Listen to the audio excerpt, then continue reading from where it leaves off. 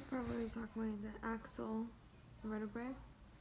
Right here we have the attis, then we have the axis, and then we have the cervical, thoracic, the lumbar, then we have the sacrum, and then the coccyx.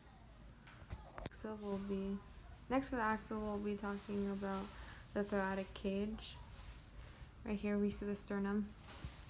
Then we see the membrane of the sternum right here. We see the false ribs, the true ribs, the floating ribs, and then that is it. Now we'll be talking about the anterior of the skull. So right here we have the frontal, and we're going to get really close to the eye. This is the most difficult part, especially on the skeleton. We have the centiphoid, which is back here. Then we have the acromion, which is right here in this area. Then we have the ethmoid, which is also right here. We have the maxilla, which is right here. The mandible. Zygomatic is right here. We have the vomer, where this line is, and the nasal. Talk about the lateral. We have the occipital right here. Then we have the pantral, which is right here. We have the frontal. We have the temporal right here. We also have the mandible once again.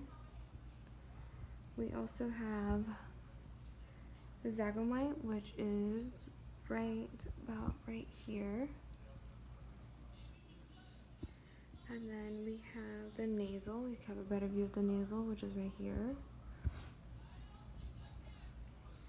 And then we can also see the ethmoid, which is right there. Then that is it for the lateral part of the skull. Posterior of the skull, so we have the oppsal, which is right here. The oppsal right there. The mandible again is showing right here. And then we also have the temporal. You can see it right here. It's the thing that's kind of sticking out. And then we have the parietal, which can be seen on the very tip top.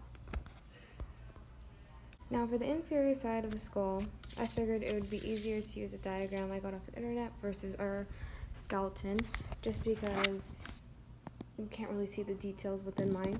So right here we have the ethmoid, the frontal, the temporal, the occipital, the prantal, and the centiphoid. The appendicular part of the human body skeleton. For this part, we'll start off with the pectoral girdle and the upper limbs. So right here we have the humerus, then the radius, then the ulna, and then right here we have the pelvic, which is right here, the scapula, and that is it for that part of this section. Talking about the pelvic and lower limbs, first we're going to start with the ulum, which is right here. Then we have the pubic bone. Now we can see the ischium, which is right here. Then we have the femur,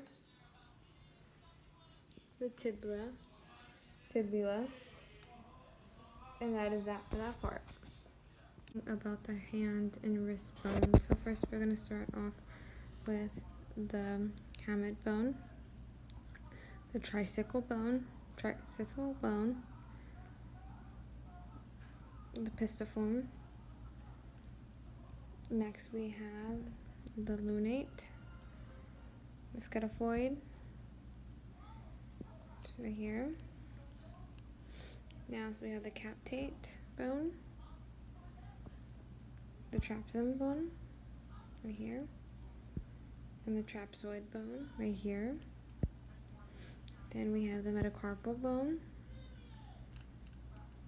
and then we have the middle phalange, the middle phalange, the proximal phalange, and the distal.